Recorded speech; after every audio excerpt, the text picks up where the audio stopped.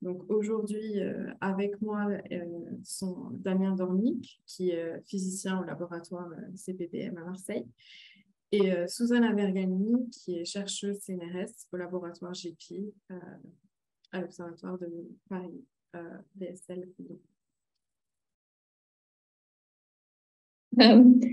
And this gamma ray burst emission swept through the solar system last October. And since then, researchers have been hard at work kind of deciphering that emission and learning about this superlative event. So I'm going to briefly introduce our presenters. We'll then hear the 5 of them speak in order. We're not going to break for a Q&A in between their presentations, but we'll save plenty of time for your questions afterward.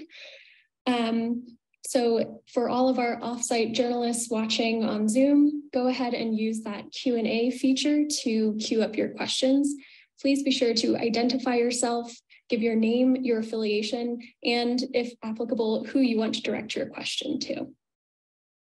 So our presenters today in order will be Eric Burns from Louisiana State University, followed by Kate Alexander from the University of Arizona, then Andrew Levan from Radboud University, Sergio Campana from the National Institute for Astrophysics in Italy, and finally, Michaela Negro from the University of Maryland in Baltimore County. So with that, I'm going to go ahead and turn things over to Eric for our first presentation.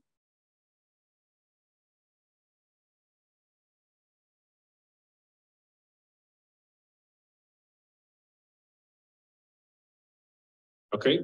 So thank you, Carrie. As introduced, my name is Eric Burns. I'm an assistant professor at Louisiana State University.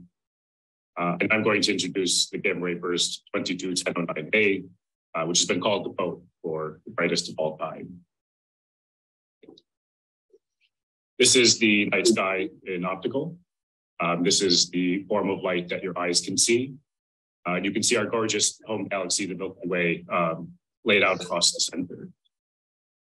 At higher energies, the highest energies we have, this is the gamma ray night sky, where you can still see the Milky Way, but it looks a little bit different given that you need kind of rare sources to produce light at these energies. So gamma ray bursts, they come from 3 sources. The one of interest today comes from the collapse of massive stars. So you have the core collapse. This creates a black hole. Black hole powers jets that propagate out at just under the speed of light. As these jets go out, they release their energy in the form of pumped gamma ray burst emission. This is followed by what's known as afterglow. And at later times, the energy deposited in that star powers a supernova explosion. So these 3 phases, prompt, afterglow, and supernova, will be the focus of the first 3 talks. So the prompt signature, we observe them like this. You have these bursts of gamma rays over time. And this GIF is going to step through some of the interesting bursts seen by NASA's Fermi Space Telescope in 15 years of observations. Each one is about 10 times brighter than the last. Each one is extremely interesting. We've done many analyses on them and learned a great deal about gamma ray bursts from these. And this one is the previous record holder for brightness, now compared to what we had last October. So we knew immediately we had the brightest one ever seen at Earth. But we realized that it was so bright, it actually blinded most observing instruments. So in Fermi, with work led by a graduate student named Stephen Lesage, we have reconstructed the actual brightness of this burst. And it looks like this. So comparing it to the other gamma ray bursts, we've observed these for 55 years. The one in red is the second brightest ever seen. So it is just an absolutely monstrous burst. It is extremely extraordinary. We've never seen anything remotely close to it. It was so bright that it was actually detected by instruments never designed for this purpose. The first signal came from interstellar space being detected by Voyager 1. As it propagated through the solar system, past the gas giants, it arrived at ESA's Gaia and then integral satellites. It continued propagating coming by Earth being detected by Fermi and GRP alpha. It also affected Earth's ionosphere. It continued on to the Wind and the ACE spacecraft before our last signal from the orbiters around Mars. So the next question we had was, how does this compare to the bursts that we've seen? So in blue, this is a measurement of the brightness of gamma ray bursts seen over 50 years. The x-axis is a measure of the brightness in log scale. And you can see here that the boat is just, again, an extreme outlier. The Fermi analysis, we had to reconstruct our data. But by comparison to the results from Russian scientists working on the CONUS instrument on board Wind and Chinese scientists using data from InSight and GECAMC, all three groups independently arrived at the same value. So we're certain in this result. We can overlay how often we get bursts of a given brightness at Earth. And the previous record holder in 50 years is between once per decade and once per century, and that makes sense. We can step out to more extreme timescales, ultimately ending on the fact that the boat is a once in 10,000 year event. So there's a reasonable chance this is the brightest gamma ray burst at Earth since human civilization began. So as the Prompt mission swept by us, NASA's Swift satellite was behind Earth, so it didn't see it. As it continued in its orbit, it recovered the afterglow emission and provided the precise localization to astronomers around the world. So a unique event, we have basically the full capability of our astronomical resources to use. In the end, it was seen by more than 24 satellites around 3 planets and even one in interstellar space. And telescopes on all 7 continents, including results that won't be covered here. For example, the highest energy photons ever seen in a gamma ray burst by LASSO. So I'll conclude just by mentioning that there's only 5 of us here, but we are representing the work of several hundred scientists. This is truly a major international effort. But with that, I will close and I will hand things off to Kate Alexander. Thank you, Eric. Hello, everyone. My name is Kate Alexander. I'm an assistant professor at the University of Arizona.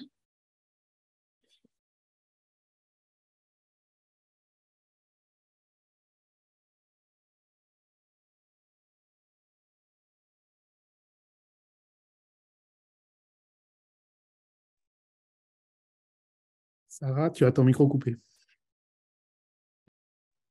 Ok, donc vous ne m'entendez pas. Donc on va switcher sur la présentation en français qu'on a préparée pour vous.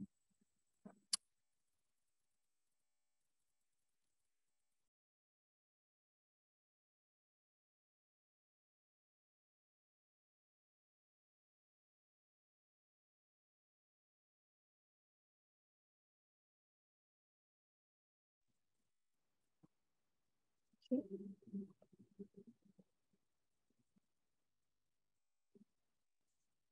Donc voilà, on est ensemble du coup pour discuter du sursaut gamma 22-1001A avec Damien Dornick et Susanna Vergani, qu'on a renommé The Brightest of All Time, The Boat, comme ce que vient de dire notre collègue Eric Burns des États-Unis.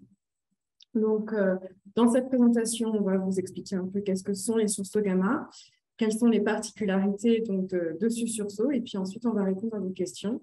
Et donc, je laisse Damien vous décrire un peu qu'est-ce que sont les sursauts gamma. Donc, déjà, par une vidéo. Donc voilà, donc on va revenir un peu sur ce qu'est un sursaut gamma. Donc un sursaut gamma, c'est la fin de vie d'une étoile très massive. Dans ce cas-là, c'est une étoile où le cœur s'est effondré. Et en s'effondrant, il va se créer un trou noir. Et une partie de la matière va être rééjectée dans ces jets là qu'on voit qui arrivent directement vers nous. Et dans ces jets, en fait, c'est là que va se produire cette lumière qu'on voit, là, le flash gamma. C'est pour ça qu'on parle du sursaut gamma. Si tu peux aller au slide d'après, s'il te plaît. Donc, un sursaut gamma, si on regarde, ça a été détecté comme une source extrêmement courte, intense. Donc, on parle de flash. La durée, c'est de l'ordre de quelques millisecondes et pendant quelques minutes. Et pendant cette durée, ça devient une des sources les plus brillantes de l'univers. Donc, on appelle ça des phares cosmiques. Donc ici, par exemple, vous avez en dessous quelques courbes de lumière. Donc, c'est la variation temporelle. Et on voit qu'il y a de grandes diversités. Ça peut être très court, ça peut être très compliqué. Mais les propriétés spectrales sont assez similaires. Et donc, c'est à partir de ces propriétés qu'on va se servir pour classer les événements. Donc, il y a deux classes de sursauts, et essentiellement basées sur leur durée. On appelle ça des sursauts courts ou des sursauts longs. C'est assez simple. Hein. Si c'est plus de 2 secondes, c'est un sursaut long. Si c'est plus de 2, c'est sursauts courts. Donc, la masse de l'étoile, c'est de l'ordre d'une cinquantaine, soixantaine de masses solaires. Et si on regarde les sursauts courts, grosso modo, on pense qu'ils viennent tous de la coalescence de deux étoiles compactes, donc soit deux étoiles à neutrons, soit une étoile à neutrons et un trou noir. Par contre, les sursauts longs, on pense que c'est la coalescence d'une étoile massive où le cœur va s'effondrer sur un trou noir et ce trou noir va émettre il va avoir de la matière qui va être réémise sur des jets. Donc, si on va au slide d'après, juste on va rentrer légèrement un peu plus en détail de comment fonctionne un sursaut gamma. Donc, l'origine, c'est ce trou noir, c'est la création de ce trou noir qui va fournir de l'énergie et toute la matière ne va pas tomber dans le trou noir, mais elle va être réémise sous forme de jets qui sont extrêmement étroits. On parle de quelques degrés d'ouverture à peine. Et le long de ces jets, la matière va être accélérée. Et lorsqu'elle va être accélérée, comme il y a des champs magnétiques, elle va produire de la lumière. Et dans la première phase, on appelle ça l'émission prompte. C'est celle qui va durer quelques millisecondes. Et puis après, le jet va continuer à se propager, interagir avec le milieu interstellaire, donc l'environnement, et produire ce qu'on appelle un afterglow ou la rémanence en français. Et cette rémanence va être vue sur l'ensemble du spectre électromagnétique, de la radio jusqu'au rayon gamma. Et enfin, une fois que ce sursaut est relativement éteint, on peut retrouver les restes de l'étoile qui est l'explosion de la supernova. Et cette supernova pourrait être vue pendant quelques semaines, juste après cet événement.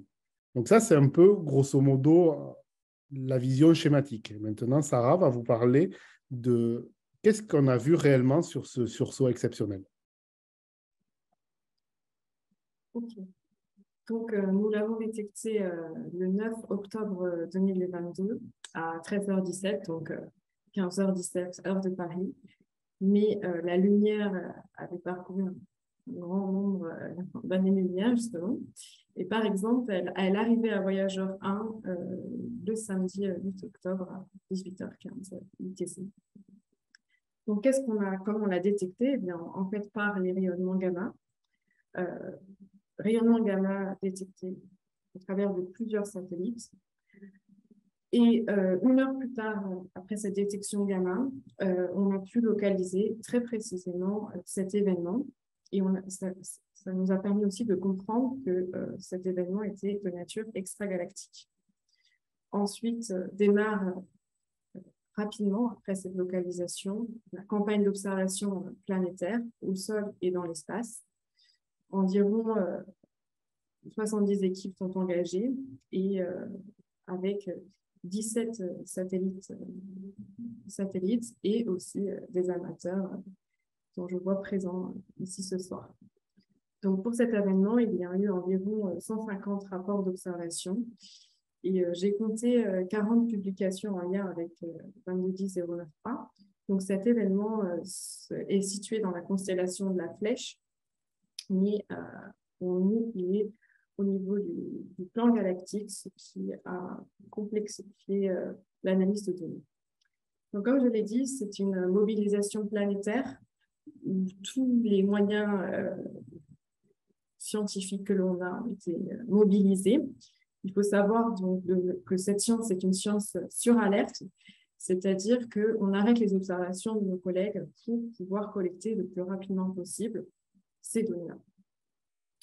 Donc, ça a mobilisé des observatoires dans l'espace, gamma, mais aussi visibles, proche infrarouge et rayonnement X, mais aussi au sol, donc de très haute énergie, comme visibles ou radio, ainsi que, comme je l'ai dit, des télescopes amateurs. Donc, en revenant sur les contributions françaises et sur les moyens d'observation engagés, on a mobilisé plusieurs infrastructures et observatoires français, surtout le spectre en fait, électromagnétique et aussi les détecteurs neutrinos CAM3net qui ont été mis en ligne, si je ne me trompe pas, cette année, dont Damien est l'expert, et aussi des instruments de très haute énergie, donc S, mais aussi la prochaine génération qui est aussi mis en fonctionnement récemment, qui a été récemment mis en fonctionnement, CTA, à travers l'instrument LST. Aussi des observatoires gamma, au travers des équipes françaises qui travaillent pour Fermi ou l'Observatoire européen intégral, et aussi une collaboration française au niveau de l'instrument des instruments spatiaux à bord de la mission IXI. Enfin, dans le domaine visible et proche infrarouge, donc il y a la collaboration Grand Mât, à laquelle ont participé de nombreux astronomes amateurs et aussi des télescopes qui sont installés à Calais, donc le CBPU et Taro, et aussi la participation du CFHT à Hawaï. Ainsi, aussi les équipes françaises sont fortement mobilisées, utilisent les instruments de l'ESO, donc le VLT, comme Susanna Vergani qui est experte de cet instrument, de cette analyse de données, mais aussi dans d'autres observatoires français à l'OHP avec l'instrument Mistral qui a été spécialement conçu pour suivre les phénomènes transitoires. Et aussi, un instrument que nous allons utiliser aussi par les équipes françaises, c'est le GTC dans les Canaries. Et enfin, les équipes françaises ont pour la première fois utilisé les données du James Webb pour ces phénomènes transitoires et ont aussi mobilisé le radiotélescope NOEA. Donc au total, il y a une quinzaine de publications qui sont mises en ligne aujourd'hui dans une revue. Voici la liste des contributions françaises, donc des chercheurs du CNRS, des chercheurs des observatoires, des chercheurs impliqués dans les universités. Et donc cette liste est non exhaustive et on attend la publication et l'acceptation d'autres articles.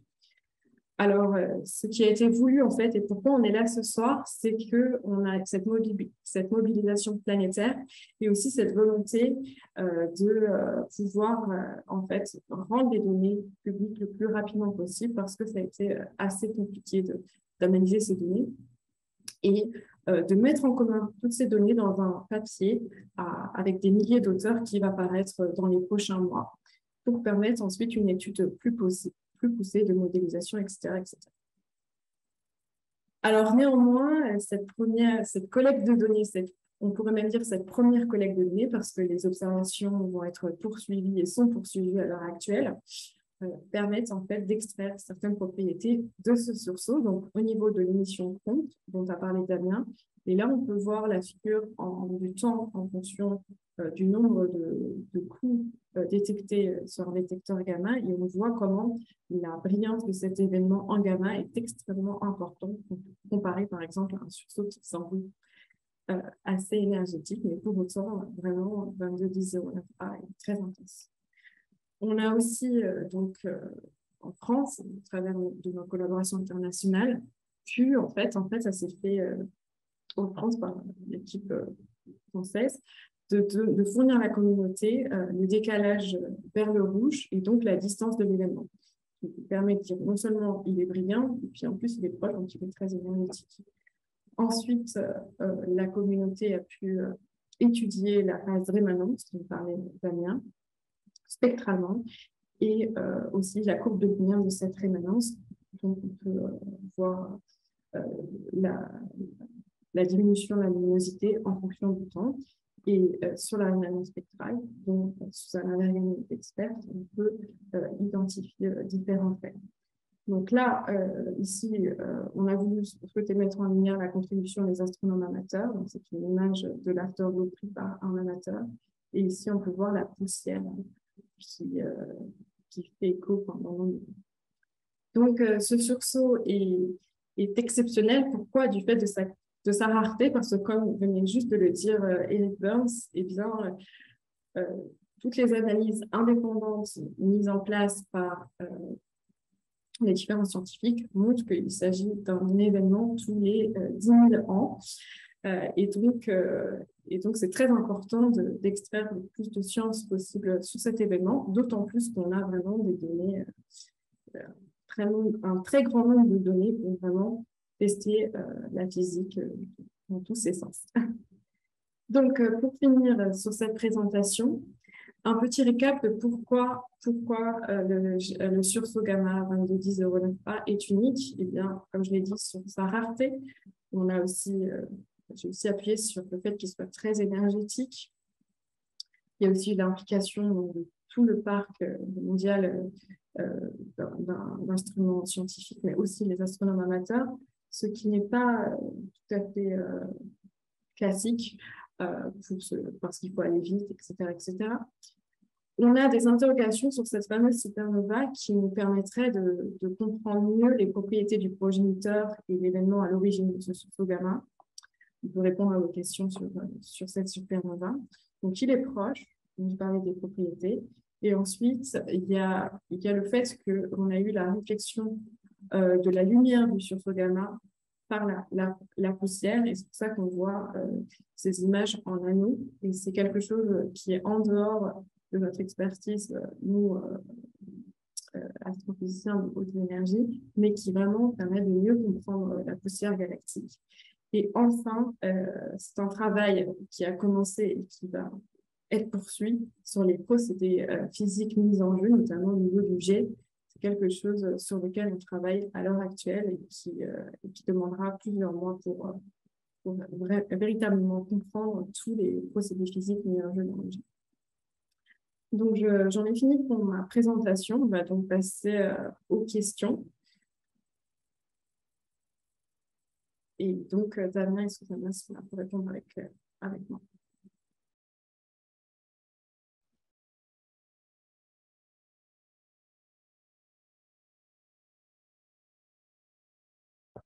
Vous m'entendez? Oui. Oui. Qui c'est qui fait le modérateur? Lionel. Parce que là, je suis en plein écran pour l'instant, donc j'essaie de... Oui. La première question a été de David Desnardo. S'il vous plaît, pour poser des questions, vous avez sur lever la main, vous levez et ça va apparaître et on vous donnera la parole. Oui, bonjour. Bonjour. Bonsoir plutôt. Comment êtes-vous sûr d'établir la masse de l'étoile entre 50 et 60 masses solaires? On n'est pas sûr, sur celle-là, on ne l'a pas mesurée. C'est juste que, en gros, grosso modo, c'est la taille raisonnable de ces étoiles. On ne la connaît pas puisqu'on n'a pas mesuré la supernova, on ne connaît pas la taille de l'étoile. Donc, ça veut dire que c'est la taille qui permettrait l'effondrement de la matière sur elle-même. C'est la taille relativement typique des étoiles qui sont à la base des sursauts gamma, mais on ne connaît pas, on ne peut pas dire c'est exactement quelle est la valeur. D'accord. J'avais une autre question très rapide. Juste, David, Oui. est-ce que tu peux dire en 2 mots qui es-tu, etc., et pour les autres, pour que ce soit plus Oui, bien simple? sûr. Bien sûr. Bonsoir à toutes et à tous. Donc, je m'appelle David, je suis astronome amateur.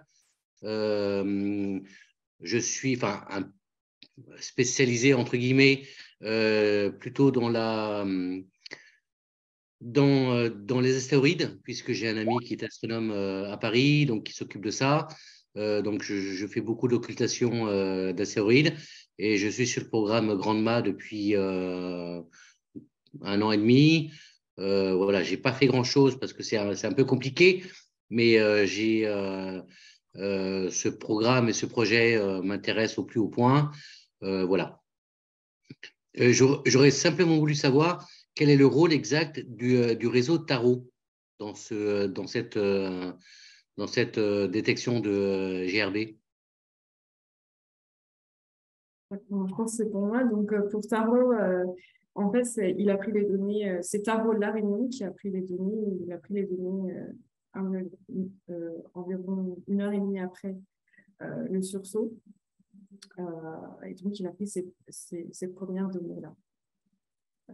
Pour les autres, essayez de faire une introduction un peu plus restreinte, juste votre nom et si vous êtes amateur, journaliste. Merci. Merci pour vos réponses.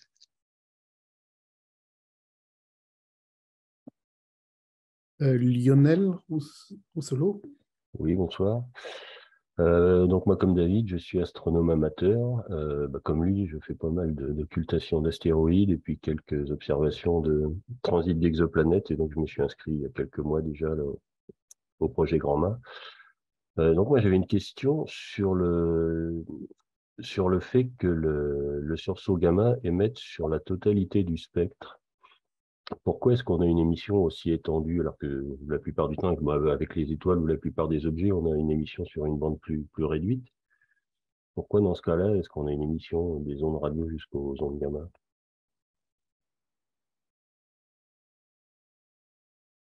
Susanna, tu veux répondre? Oui, si vous voulez. Donc, déjà, il y a 2 phases. Donc, ça dépend de la phase.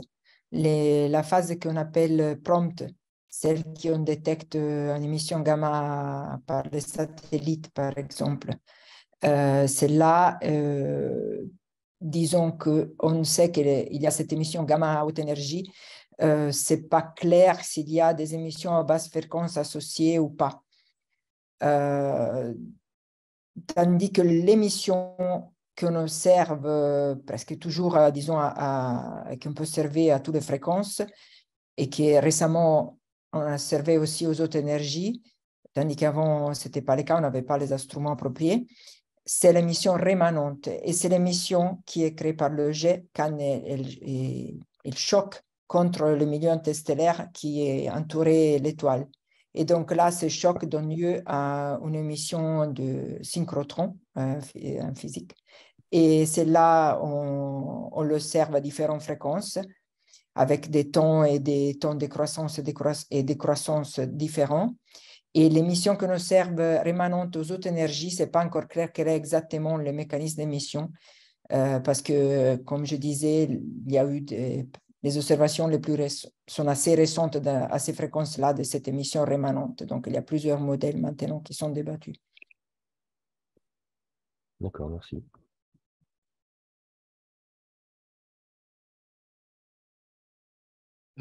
Qu'entendez-vous par émission rémanente? Bon, je reprends. On appelle ça émission rémanente parce que c'est ce qui vient, en anglais, on l'appelle afterglow. Donc, c'est l'émission qui vient après cet énorme flash rayon gamma. C'est pour ça qu'on l'appelle rémanente. Et c'est vraiment dû au choc du jet avec les milieux interstellaires, donc la matière, disons le gaz, qu'il y a autour de l'étoile qui a donné lieu au sursaut gamma.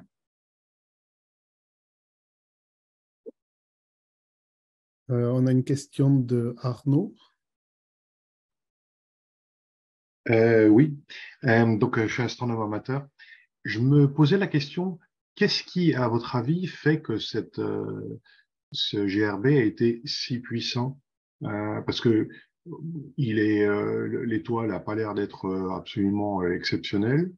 La distance, c'est quand même 1,9 milliard d'années-lumière, donc cosmologiquement, c'est quand même déjà une distance appréciable. Et pourquoi est-ce qu'il serait vraiment complètement hors norme sur la puissance reçue? Je peux répondre, en fait, c'est un petit peu compliqué, mais c'est par rapport en fait à la focalisation du jet. Là, on a un jet très, très, certainement, pour expliquer cette telle énergie, on a un jet très, très petit, en fait, un angle d'ouverture, et donc une focalisation très efficace de l'énergie. Et le fait qu'il soit proche aussi, ça, voilà, c'est ça qu'on pense qui pourrait expliquer l'énergie de ce sursaut très énergétique.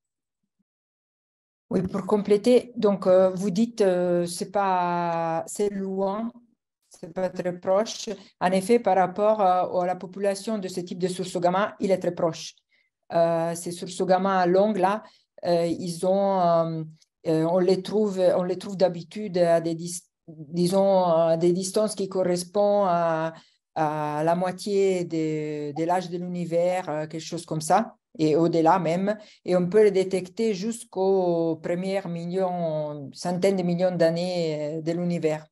Donc, c'est vrai que ce n'est pas à côté, mais il est assez proche par rapport à ses frères, disons, au phénomène du même type. Donc, cela fait la brillance, mais ça reste en tout cas extrêmement énergétique. Donc, même si on tient compte du fait qu'il est assez proche, il est extrêmement énergétique. Donc, on pourrait aussi penser que l'étoile, par exemple, qui a donné lieu à ce sursaut, est extrêmement massive, mais on n'a pas de preuves à ce regard maintenant. Donc, pour le moment, on ne peut pas conclure sur cela. C'est une question qu'on se pose.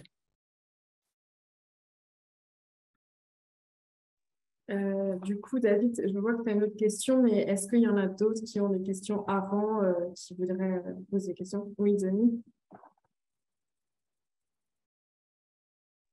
Denis Saint-Gelais du Mexique. Je reviens dans le projet Gamma, maintenant que j'ai mon observatoire chez moi.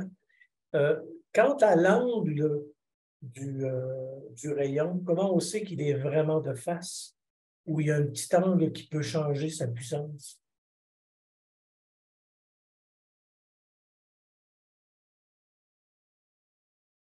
Susanna, tu veux répondre aussi ou... Ah oui, oui, ou Sarah, comme vous voulez.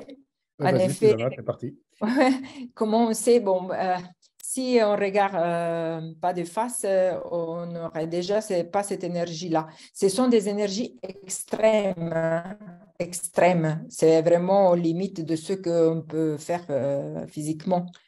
Par la physique, je veux dire par les lois physiques. Donc, on s'attend vraiment que ce soit des faces. Après, il y a d'autres façons de déterminer la largeur du jet.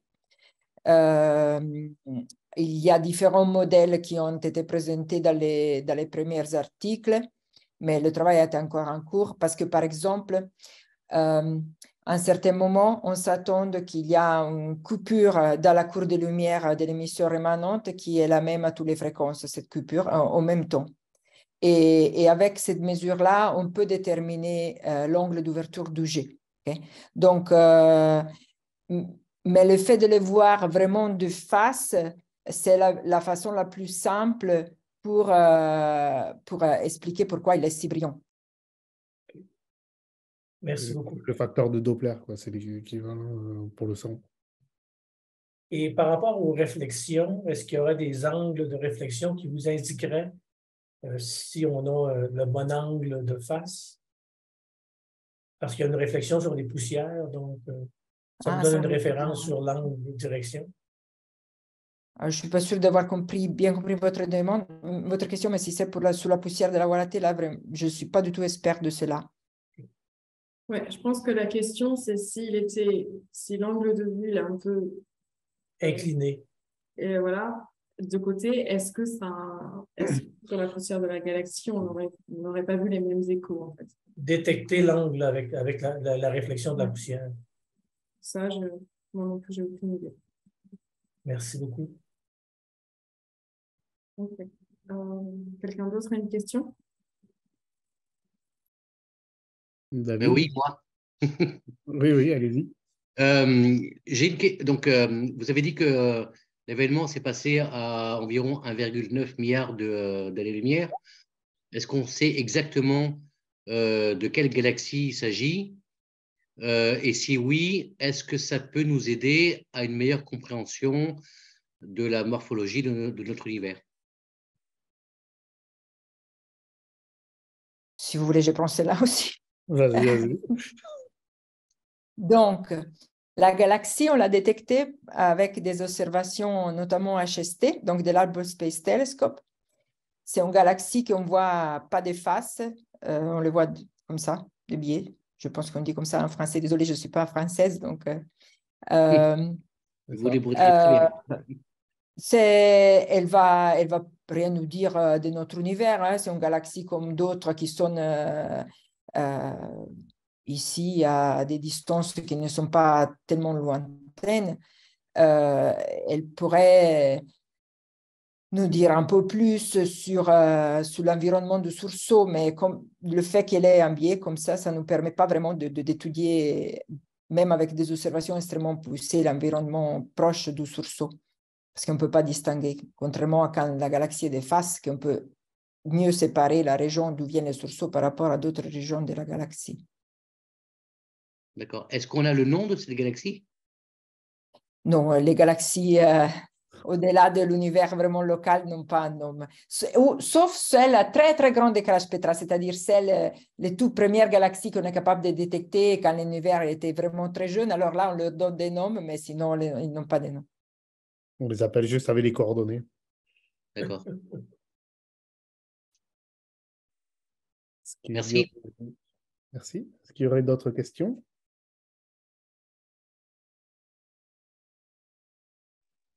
Peut-être remettre le slide si tu veux avec l'ensemble des sujets.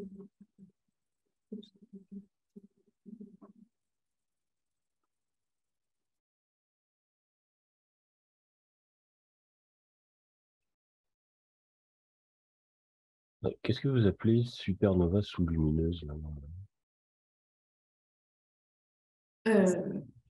Vas-y, ça va. Bon, voilà. Oui, donc d'habitude, on pensait, enfin, c'est pas d'habitude, mais on espérait avoir donc le signal de supernova sur quelques jours, voire une dizaine de jours après. Mais finalement, en fait, la contribution de la rémanence est telle que soit en fait il n'y a pas de signal de supernova, soit en fait elle est assez faible. Et donc, on n'arrive pas à départager la brillance de la supernova par rapport à la tableau, d'autant plus que dans les relevés spectraux, on n'a pas vu de signature de la supernova. Donc, encore une fois, je vais peut-être demander à Susanna si tu veux compléter, puisque c'est toi qui a fait cette analyse spectrale. Oui, donc, disons que déjà, d'habitude, ces sources gamma longues, comme vous a introduit Damien tout à l'heure, quand on peut observer la supernova, on la trouve, sauf des cas très rares pour le moment. Donc, ils sont souvent associés, toujours, je dirais, associés à une émission de supernova. Donc, dans ces cas-là, on aurait pu penser que comme l'émission gamma était si brillante, elle aurait pu originer d'une étoile extrêmement massive, chose que peut-être est toujours le cas. Hein. Et donc, même la supernova pouvait être extrêmement brillante. Alors ça, on l'a exclu. La supernova est sûrement pas extrêmement brillante. On ne peut pas exclure, on peut pas dire si elle est là ou pas, parce que comme disait Sarah, elle n'est pas assez brillante pour émerger clairement au-dessus de la lumière de l'émission rémanente. Mais même s'il est là, elle est, disons, moins brillante des supernovas standards de ce type qui sont associés avec ce type de sources gamma. Donc, pour le moment, on a fait les observations qu'il fallait faire, mais on n'a pas trouvé des signatures clés de la supernova. Et ça, c'est par exemple les observations qu'on a fait avec les James Webb Telescope. Donc, ça, ce sont les premières observations d'un source gamma effectuées par le James Webb Telescope. Et bon, on a des informations intéressantes, mais pas une détection claire de la présence d'une supernova. Oui, et peut-être qu'on peut préciser que justement, en réobservant en fait maintenant, ça nous permet de mieux comprendre la contribution, par exemple, la galaxie, et donc de mieux affiner aussi la mesure sur l'afterglow. Et d'autre part, je pense que dans les articles, il y avait aussi émis l'hypothèse que cette supernova peut-être pouvait être plus bleue que prévu et que peut-être on aurait, entre guillemets, un peu manqué parce qu'on aurait observé plus dans la bande rouge que la bande bleue. Mais encore une fois, Mais c'est pour ça qu'on est allé observer avec JWST, justement, avec le James Webb, parce qu'on pouvait couvrir les fréquences du rouge.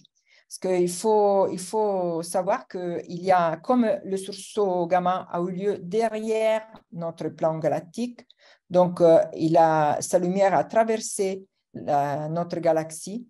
Et quand ça arrive de cette façon, il y a aussi une absorption de la lumière du sursaut gamma, pas de la lumière gamma, parce que la lumière gamma, elle passe, c'est transparente, mais les autres fréquences, notamment les fréquences du visible, sont absorbées par la poussière qui est présente dans notre galaxie.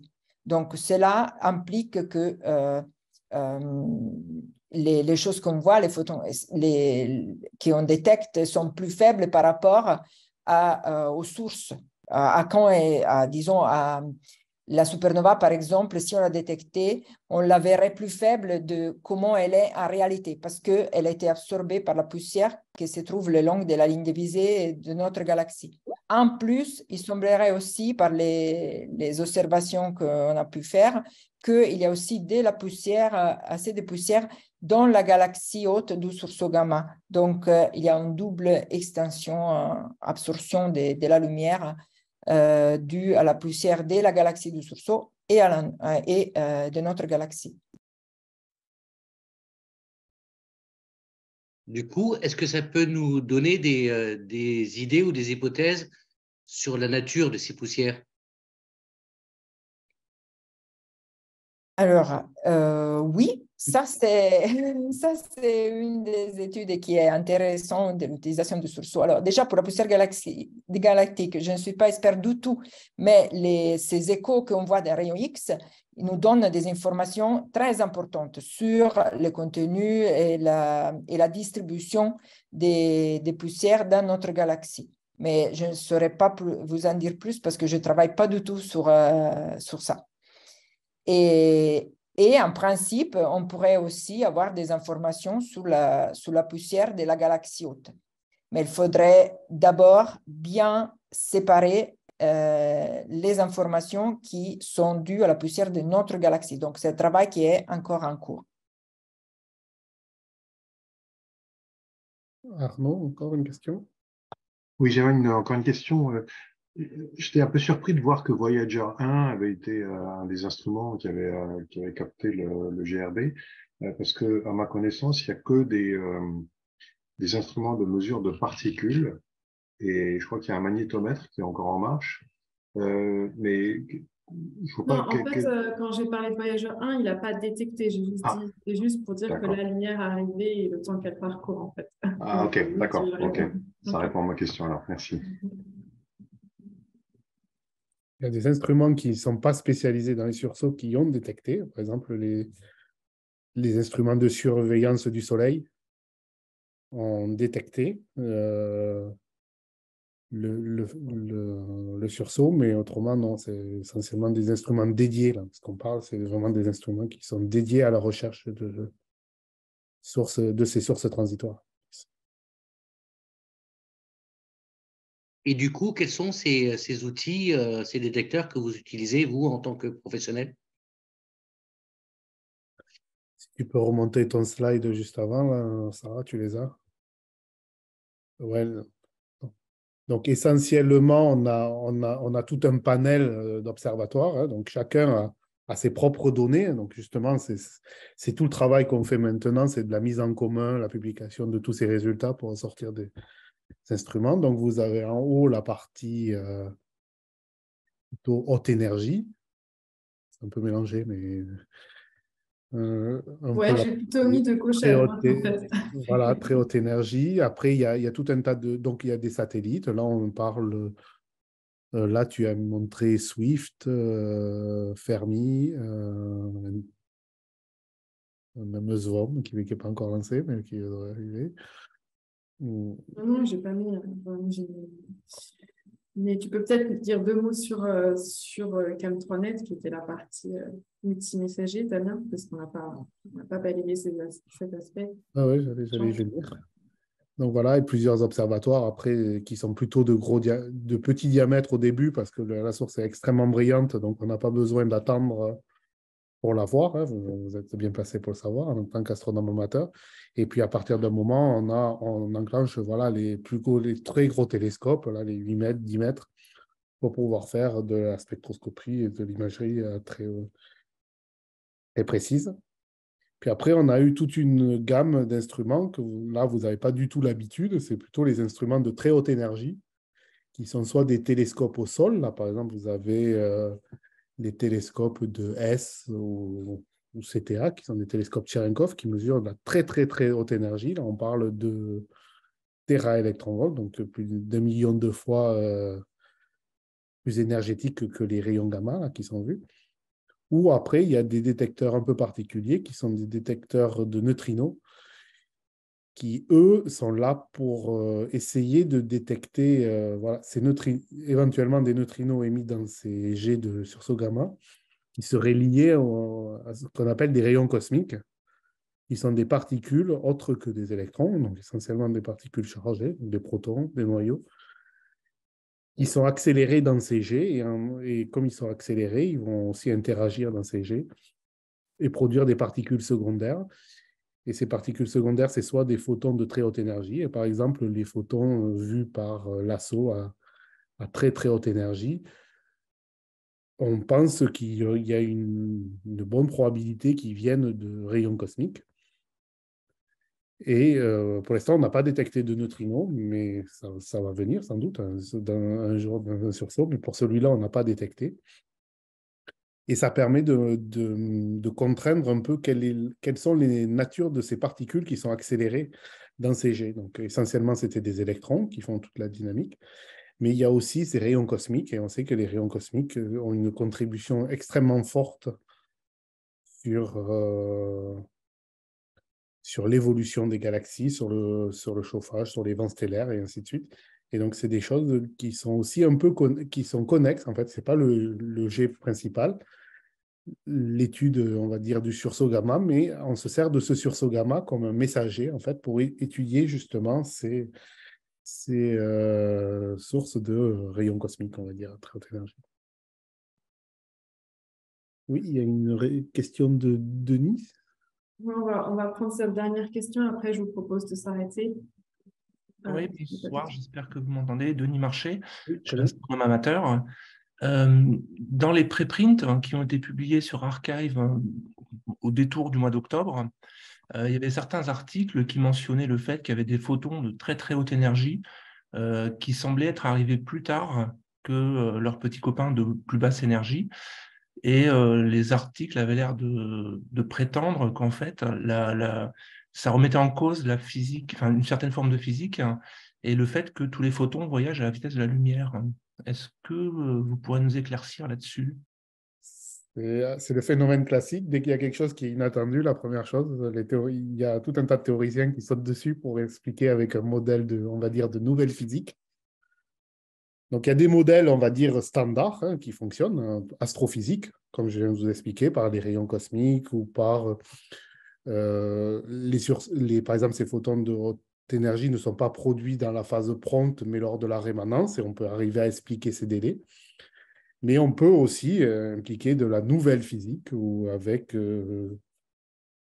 des particules qui interagissent moins ou qui vont, comme vous dites,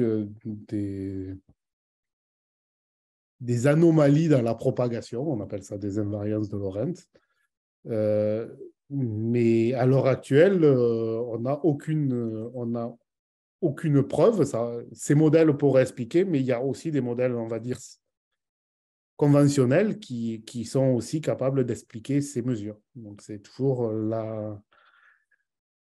le dilemme. Quand il y a des mesures qui sont inattendues, il y a toujours les deux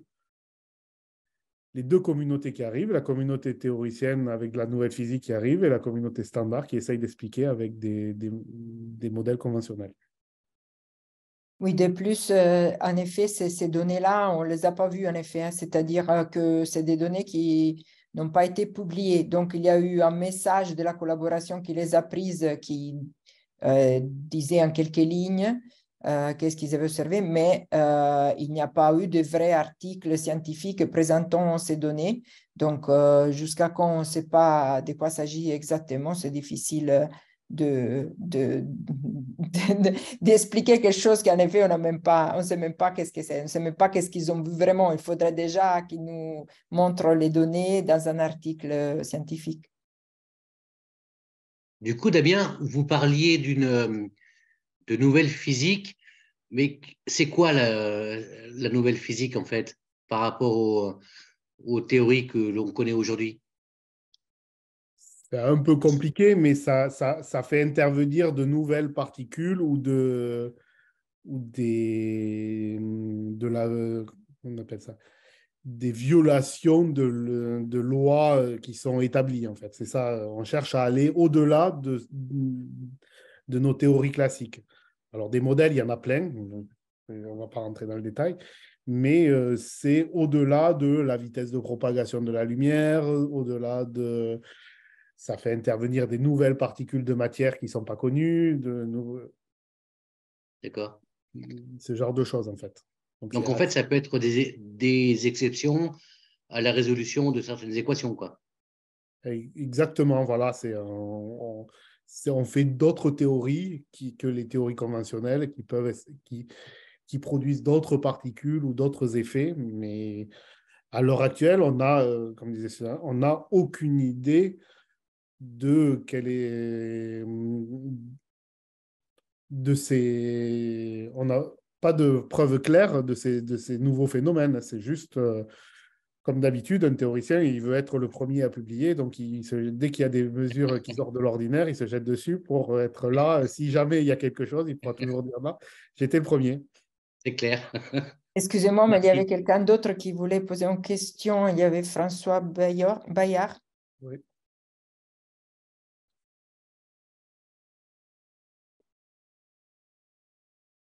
On ne vous entend pas, allez-y. Le micro est coupé encore. Voilà. Oui, bonjour, je suis astronome amateur.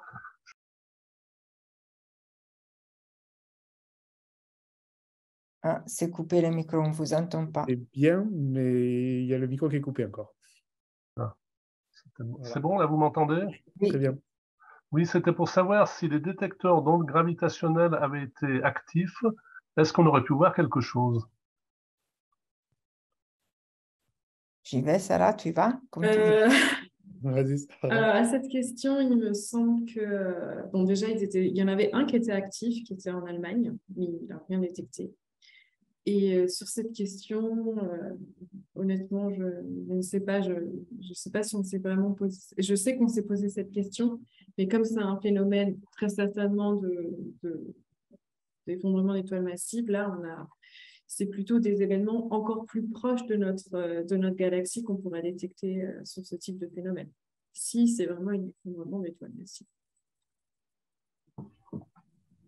Des événements encore plus proches, en fait. Je ne sais pas, peut-être il faut introduire juste brièvement que les détecteurs d'ondes gravitationnelles qu'on a maintenant détectent, disons, surtout les sursauts gamma qui sont liés, ils peuvent détecter des sursauts gamma de l'autre catégorie, c'est-à-dire les courts, donc ils détectent les ondes gravitationnelles qui sont liées à la coalescence des objets compacts qui donnent lieu à l'autre catégorie des sursauts gamma, les courts. Donc ça, on sait qu'ils peuvent les détecter. Après, ça dépend de la distance. Celui-là, il était encore trop distant, par exemple, pour les distances qu'on avait pu atteindre avec les anciens, disons, les dernières observations qu'on a fait avec ces interféromètres d'ondes gravitationnelles. Celui-ci, c'est un sursaut long, donc on s'attend qui est produit par un autre type d'étoiles, donc c'est des étoiles massives qui explosent.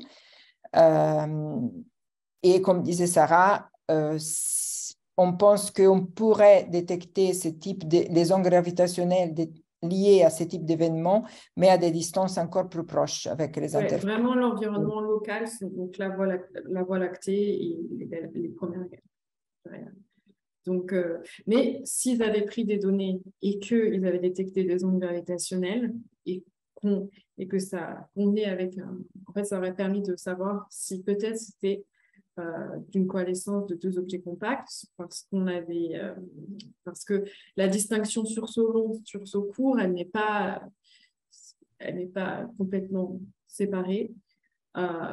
Mais bon, comme on n'a pas vu de signal, par exemple, de kilonova qui est associé plutôt à la coalescence de deux objets et que on pense quand même qu'il y a un signal de supernova qui serait donc un élément fort pour vraiment dire qu'il s'agit bien d'effondrement d'une étoile massive. Donc, on va vraiment dans ce sens de ce type d'événement qu'on ne pourrait pas détecter à cette distance avec les ondes gravitationnelles. Oui, aussi l'énergétique est vraiment plus caractéristique d'un sursaut gamma long, hein, parce que les sursauts gamma de l'autre catégorie, ce qu'on appelle courts, d'habitude sont beaucoup moins énergétiques que ça. Ok, donc pour terminer, puisque là on est dans l'heure, est-ce que Denis, c'est une dernière question ou c'est que tu as ton doigt levé? Ta main levée, pardon. J'ai déjà posé ta question.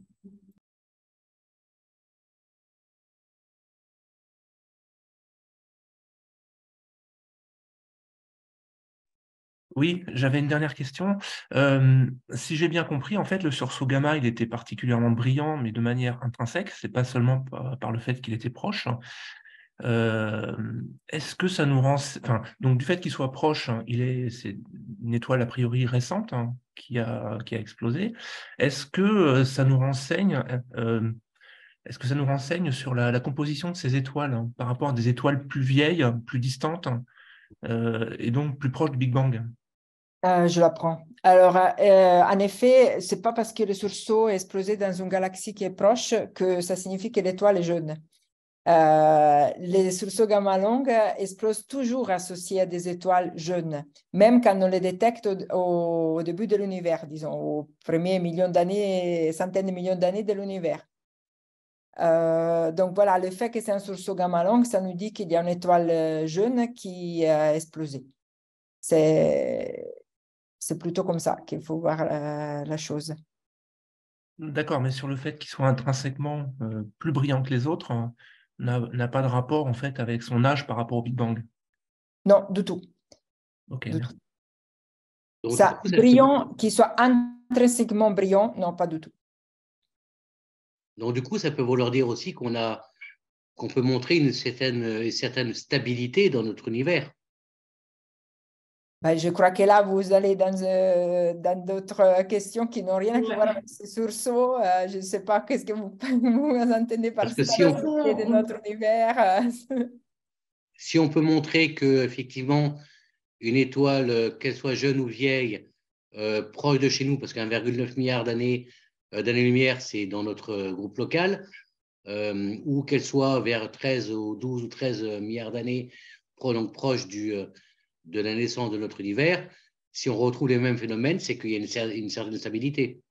Si vous voulez dire que les galaxies, il y a les mêmes phénomènes qui ont lieu dans les galaxies, oui. Alors, bien évidemment, il y a une évolution, mais on retrouve la formation d'étoiles, on retrouve l'explosion de certains types d'étoiles, on retrouve l'évolution différente d'autres types d'étoiles, on trouve des jets, on retrouve des poussées je sais pas comment dire, de gaz qui sont expulsés des galaxies. Oui, ça, on le retrouve avec des évolutions, bien sûr, mais dans les galaxies à différents âges de l'univers, oui.